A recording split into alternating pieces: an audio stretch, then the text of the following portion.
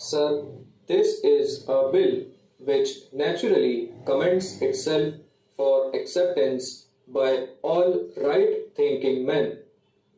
The principle of recall is one of the fundamental principles of unfettered democracy, and it has been explained by facts and figures by the honorable mover of this bill that this principle should be incorporated in the constitution of our country.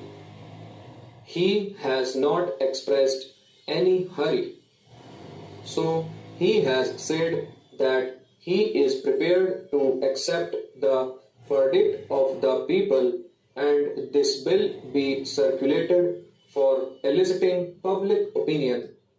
As far as public opinion is concerned, we know that it is predominantly in favor of such an article being incorporated in our constitution because the public think that they are the masters of the land. But unfortunately, owing to certain constitutional difficulties, they do not have their say in matters of importance. Sir, our constitution naturally is not the final word in constitution thinking or constitution making.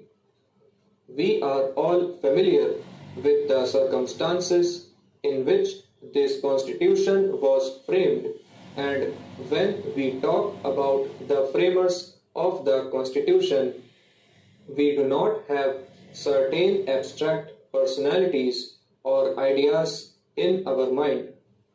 We had a definite set of circumstances and a definite set of individuals who took upon themselves the framing of what is called the Indian Constitution today. In the course of 5 years of the working of this Constitution, it has been found necessary, maybe for different reasons, that this Constitution had to be amended and changed.